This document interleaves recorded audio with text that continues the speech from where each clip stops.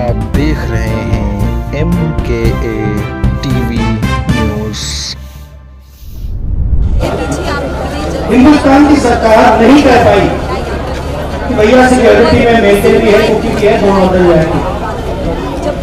क्यों? क्योंकि वहां पे हिंसा फैल गई, नफरत फैल गई और सबका नुकसान हो रहा है। तो ये देश जो है ये नफरत का नहीं है, ये अहिंसा का देश है। गांधी जी ने सबसे पहले रास्ता दिखाया था मोहब्बत का। तो सवाल ये उठता है कि जो नफरत फैल रही है, सब फैल रही है क्यों? और यात्रा में मैंने ये सब बहुत देखिए, देश तो मोहब्बत का है, मगर अलग अलग जगह नफरत दिखाई दी और उन सब ने मुझे एक ही जवाब दिया, राहुल जी, हिंदुस्तान में अगर कोई गरीब व्यक्ति है, हाथ से काम करता है, किसान है, मजदूर है, छोटी वर्कशॉप में काम करता है, जैसे हम पास में सुना है कि 500 लोग बैठे हैं, निकाल दिए कंपनी से 400 लोग बैठे हैं, उनको लगा कि ठीक है।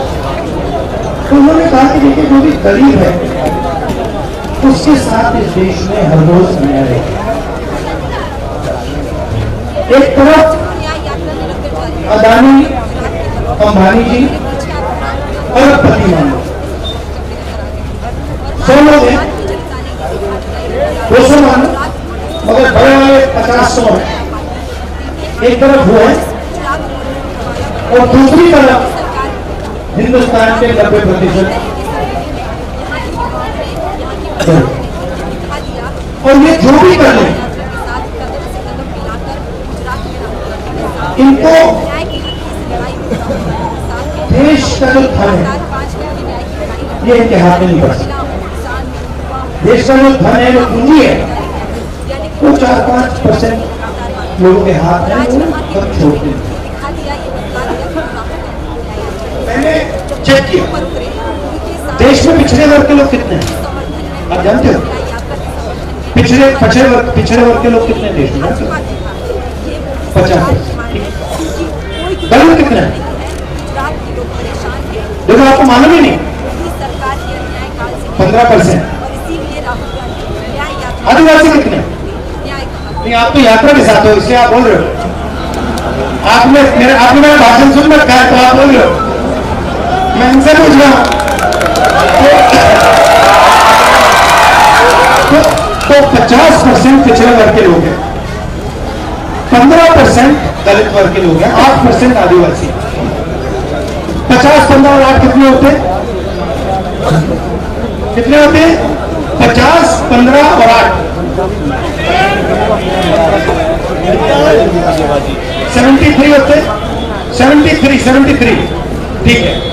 तो मैंने पता लगाया ये जो 73% है, इनकी भागीदारी कहां कहां है, मैंने पता लगा, मैंने आंकड़े निकालने शुरू किए।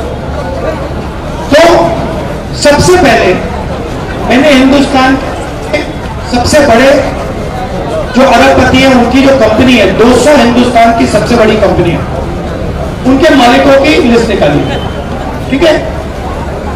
200 नाम जो हिंदुस्तान के धन को कंट्रोल करते हैं, एयरपोर्ट कंट्रोल करते हैं, पोर्ट कंट्रोल करते हैं, अनाज का स्टोरेज करते हैं, इंफ्रास्ट्रक्चर पे कंट्रोल है, सोलर पावर पे कंट्रोल है। इन 200 लोगों में से आप मुझे बताओ 73% के कितने? एक नाम नहीं है, एक नाम नहीं है। फिर मैंने कहा ठीक है, मालिकों में नाम नहीं है तो पता लगाते सीनियर मैनेजमेंट में नाम होगा। सीनियर मैनेजमेंट में 73% का एक नाम नहीं है। आप हैरान हो जाओगे, अदानी जी के सीनियर मैनेजमेंट में ना एक दलित है, ना एक आदिवासी, ना एक पिछड़ा। तो आप बड़ी कंपनियों में नहीं हो, वो आपके हाथ में नहीं है, ठीक है? चलो मीडिया देखते हैं, मीडिया में आपकी बात तो होती नहीं है, होती कभी आपकी बात? आपकी बात क्या है? बेरोजगारी, महंगाई। आपने कभी टीवी पर देखा है कि महंगाई की बात हो रही है? कभी देखा बेरोजगारी की बात हो रही है? नहीं। आपने कभी सोचा ये है क्यों? ये मीडिया वाले हमारी बात क्यों नहीं करते? आपने कभी सोचा? मैं आपको बताता हूं, मीडिया के मालिकों की लिस्ट निकालो, उसमें आपको एक पिछड़ा नहीं मिलेगा, एक दलित नहीं मिलेगा, एक आदिवासी नहीं मिलेगा। फिर बड़े बड़े पत्रकारों के नाम देखो, एक पिछड़ा नहीं मिलेगा। मुझे बता दो, नेशनल मीडिया पे बड़े बड़े एंकर में से ओबीसी नाम बता दो, बताओ कौन है? दलित नाम बता दो, एक बता दो। आदिवासी नाम बता दो। तो 73% देश को बनाने का काम कर रहे हैं। ये सड़क किसने बनाई? 73% ने। ये इमारत किसने बनाई? 73% ने। और जब धन को बांटने का समय आता है, संस्थाओं में जगह देने का समय आता है, तो 73% से कहते भाई तू बाहर हो जाए, आओ बोला तुम लोग। आप जानते हो कि नरेंद्र मोदी जी ने हिंदुस्तान के सबसे बड़े अरबपतियों का कितना कर्जा माफ किया? नहीं, मैं टेस्ट ले रहा हूं आपका। नहीं, 10 लाख करोड़ नहीं, ये 16। तुम्हारा नाम क्या है? तुम्हारा नाम क्या है? कौशल। 16 लाख करोड़, बिल्कुल सही। अब मुझे बताओ, नरेंद्र मोदी ने किसानों का कितना कर्जा माफ किया? मजदूरों का कितना कर्जा माफ किया? छोटे व्यापारियों का कितना माफ किया? अच्छा, मनरेगा एक साल मनरेगा का 65,000 करोड़ रुपए लगता है, ठीक है? अब मैंने ये नंबर दे दिया आपको, 16 लाख करोड़। आप कहोगे 16 लाख करोड़ रुपए तो हमें समझ नहीं आता कितना बनाई है। किसी को नहीं आता? अदानी को आता है। अदानी समझ जाएगा अगर आप उससे, तो भैया 16 लाख करोड़। हाँ, मैं जानता हूं, मगर आपको मुझे कोई बताए भैया 16 लाख करोड़, तो हमें समझ नहीं आता। तो 16 लाख करोड़ रुपए मतलब नरेंद्र मोदी ने 50-60 लोगों को 24 साल का मनरेगा पकड़ा दिया।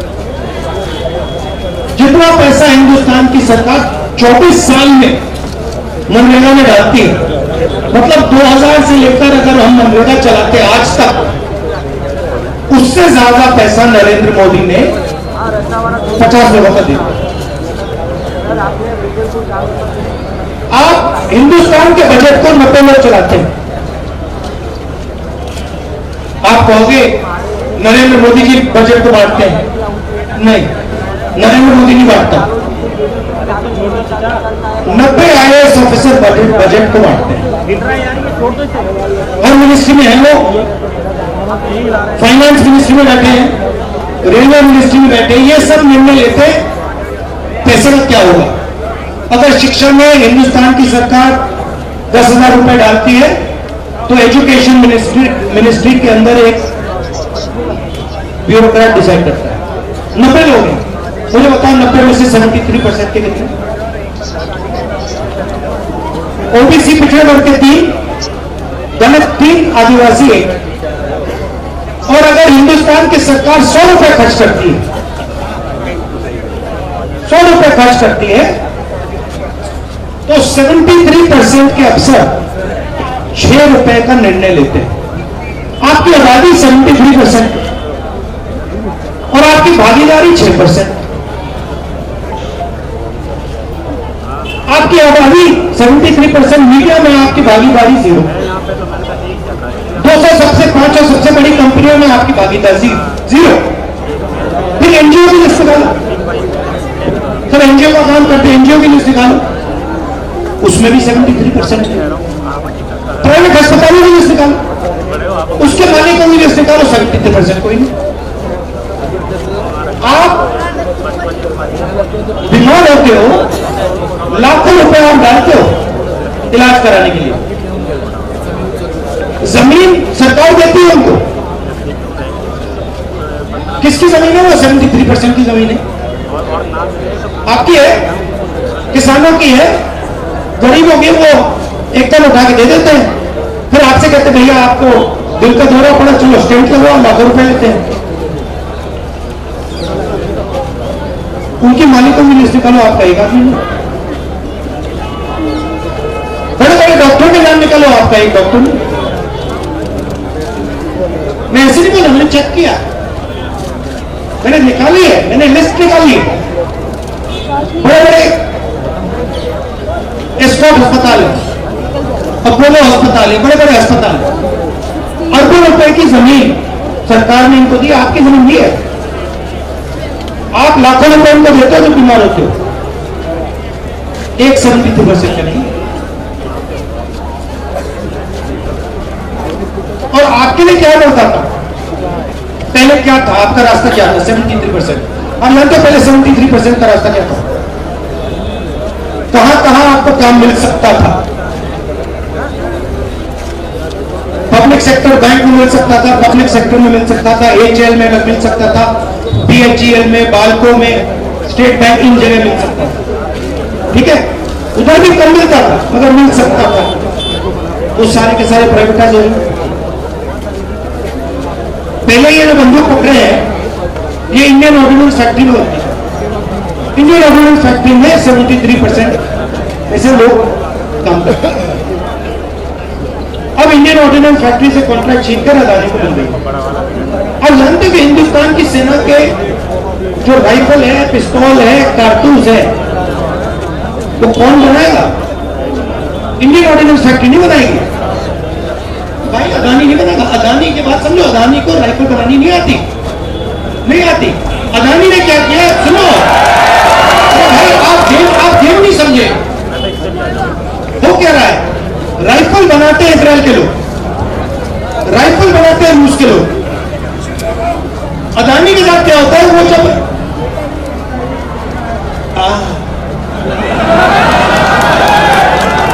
अदानी ने कभी राइफल नहीं बनाई, ना कभी वो राइफल बना सकता है। इजराइल की राइफल बनती है, अदानी जी को पार्टनरशिप दी जाती है कि भैया आप उस कंपनी के साथ पार्टनर बन जाओ, और फिर उस कंपनी की बंदूक हिंदुस्तान की सेना खरीदती है। आप देख लेना क्या भैया, हाँ अभी कर रहे हैं, मैं आपको रास्ता बता रहा हूं। तो राइफल अदानी, कारतूस अदानी, ये ड्रोन जो उड़ते हैं ना ऊपर, ये इजराइल बनाता है। इसका भी जॉइंट वेंचर अदानी ने कर दिया। तो हिंदुस्तान की सेना क्या करेगी, पहले इंडियन ऑर्डिनेंस फैक्ट्री से खरीदती थी, 73% को उसमें काम मिलता था। अब हिंदुस्तान की सेना कहेगी भैया अदानी जी से खरीदेंगे, उसमें आपका कोई आदमी नहीं दिखेगा, हथियार इजरायली होगा, हिंदुस्तान के आर्मी खरीदेंगे। अब एक मुसीबत हो गई। क्या मुसीबत हुई? हिंदुस्तान की आर्मी का बजट, हिंदुस्तान की आर्मी, मीडिया वाले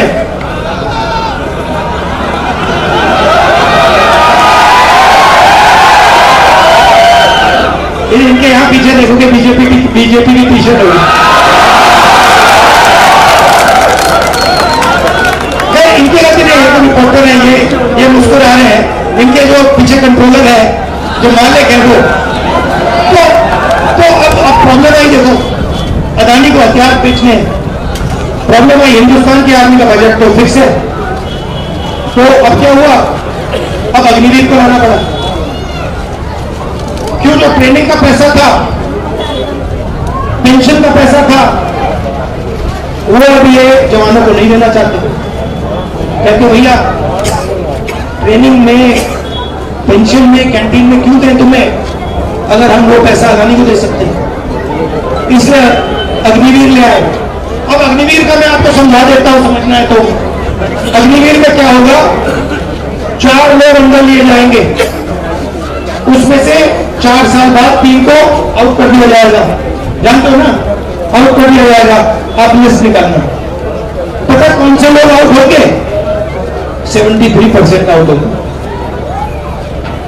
जो मजदूर के बेटे हैं, किसान के बेटे हैं, छोटे व्यापारियों के बेटे हैं, जो छोटे छोटे यूनिट चलाते हैं उनके बेटे हैं, उनको 4 साल बाद कह दिया जाएगा भाई साहब घर जाओ, आउट यहां से, सर तुम 73% के हो तो निकलो यहां से, तुम जाके वापस 4 साल बाद बेरोजगार हो जाओ, मजे लो, पकौड़े बनाओ।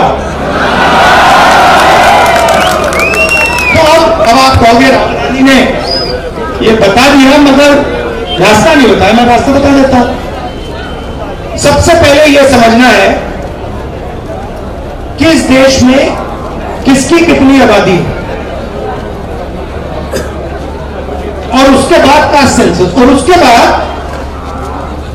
कौन से वर्ग के पास कितना धन है और कौन से वर्ग के कितने लोग किस संस्था में बैठे हुए हैं। मतलब जाति जनगणना और फाइनेंशियल इकोनॉमिक सर्वे। उसके बाद पिछले वर्ग के लोगों को पता लग जाएगा कि भैया हमारे यहां पे 50% है और मीडिया में हमारा एक भी आदमी नहीं है, और हमारा 200 कंपनियों में एक आदमी नहीं है। गले तो पता लग जाएगा भैया हमारी 15% आबादी है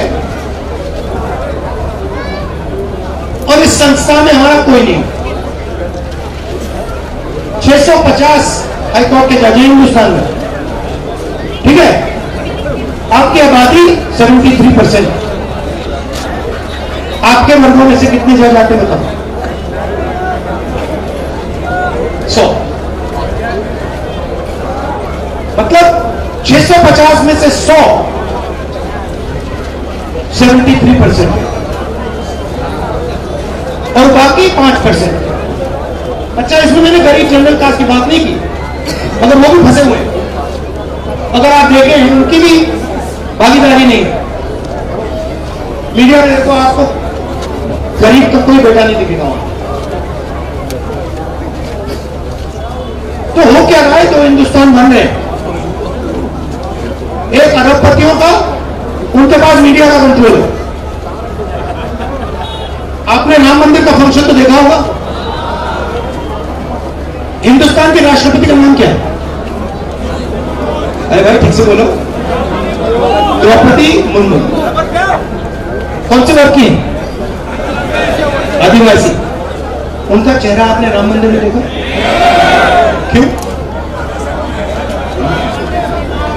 ये हाथ मिला हुआ क्योंकि वो आदिवासी। आपने राम मंदिर के इनॉग्रेशन में किसी किसान को वहां देखा? मजदूर को देखा? पिछड़े वर्ग के किसी व्यक्ति को देखा? वो झारखंड के चीफ मिनिस्टर को नहीं जाने दिया। तो मेरा कहना है 2-3% लोग बाकी लोगों पर राज कर रहे हैं। अब आप क्या करते हो? सबसे जरूरी सवाल नहीं पूछते। आप सुबह उठते हो, मेहनत करते हो, कोई खेती करता है, कोई छोटा बिजनेस करता है, मगर आप जो सबसे जरूरी सवाल, जो अदानी हर रोज सुबह उठ के अपने आप से पूछता है, आप वो सवाल कभी नहीं पूछता। कौन सा सवाल है? अदानी ने भी मन की बात नहीं, अदानी जी जैसे ही उठते हैं अपने आप से एक सवाल करते हैं, और जैसे सोने का टाइम आता है तब एक और सवाल, वही सवाल फिर से करते हैं। नहीं, मुझे हिंदुस्तान का जो धन है उसका कितना भाग मेरे बैंक अकाउंट में गया, वो सवाल अदानी हर रोज पूछता है। वो सवाल आप कभी नहीं पूछते। आप काम करते हो, आप कभी नहीं पूछते भैया आज हिंदुस्तान सोने की चिड़िया है, सोने की चिड़िया में मेरे बैंक अकाउंट में कितना पैसा डाला, आप कभी नहीं पूछते। और वो 24 घंटा यही पूछता है। तो ये मैं आपसे कह रहा हूं, ये सवाल पूछना शुरू करो। बात धन का है, धन का है। आप जानते हो था जस्ट गिव मी दैट, वो जो मेरा स्लाइड है 4 स्लाइड वाला। नहीं अभी मैं आपको आंकड़ा देता हूँ, मेरे पास लिखा हुआ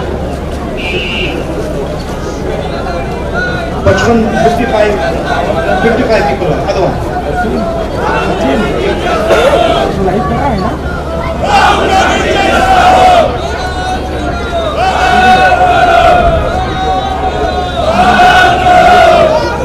ये देखो, सुनो सुनो सुनो सुनो, 21 परिवार, 21 लोग हैं, ठीक है। अब आप इस बात को समझ जाओगे जो मैंने धन की बात बोली। हिंदुस्तान में 21 लोग हैं, ठीक है, 21 लोग। उनके पास हिंदुस्तान के जो 50% लोग हैं ना, उतना पैसा है जितना हिंदुस्तान के आधे लोगों के बैंक अकाउंट में है। जितना पैसा 70 करोड़ लोगों के बैंक अकाउंट में है, उतना पैसा 22 लोगों के बैंक अकाउंट में। सुनिए बात, यहां खड़े हो जाओ भैया, 22 लोग आ जाओ, यहां सामने खड़े हो जाओ 22 लोग। 1 2 3 4 5 6 7 8, ये 8 है। इसमें यहां पे थोड़ा और लोग खड़ा कर दो, इस जीप पे खड़े हो जाएंगे।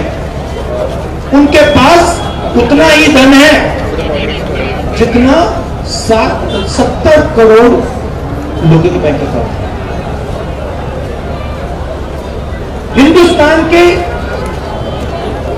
जो सबसे गरीब 50% लोग हैं, उनके पास हिंदुस्तान का 3% धन है। मतलब जो सबसे गरीब 70 करोड़ लोग हिंदुस्तान में जीते हैं, उनके हाथों में हिंदुस्तान का 3% धन है। और 22 लोगों के पास उतना ही धन है जितना 70 करोड़ लोगों के पास। और आप अपने आप से ये सवाल ही नहीं पूछते। होता क्या, आपसे कहते भैया उधर देखो, आप उधर देखते हो,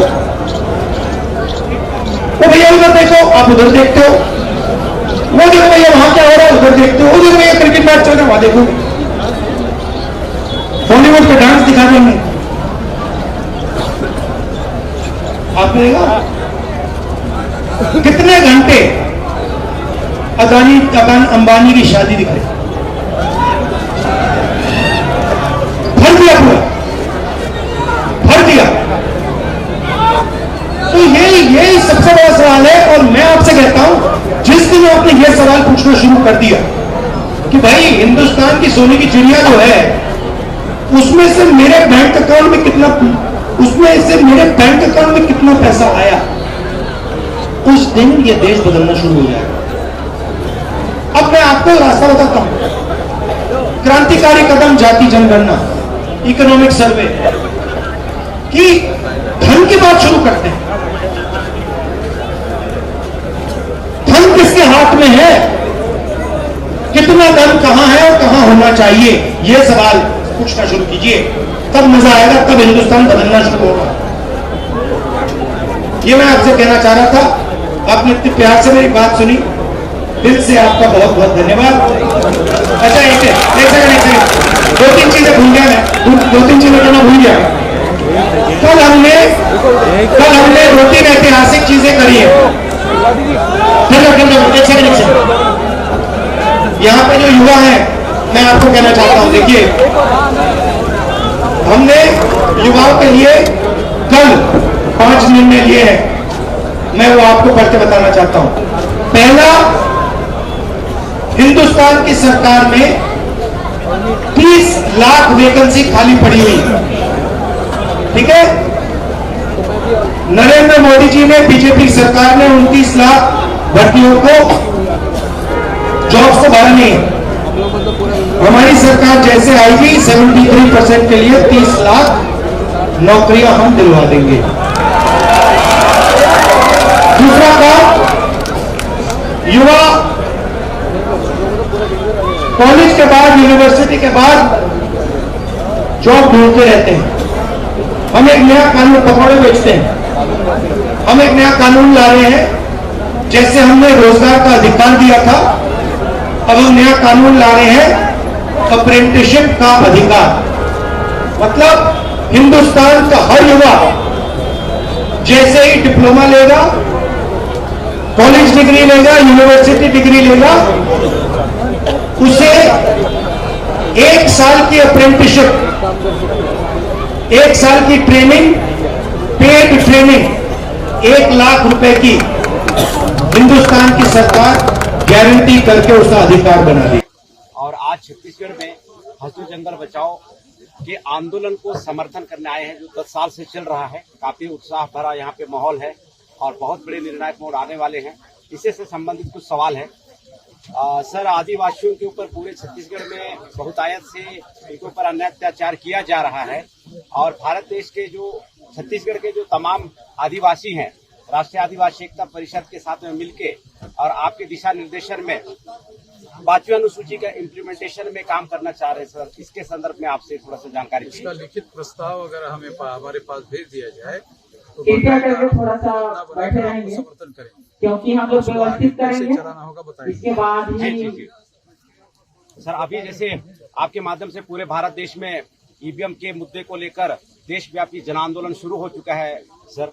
तो अभी लोकसभा का चुनाव 1-2 महीने के बाद में होने वाला है।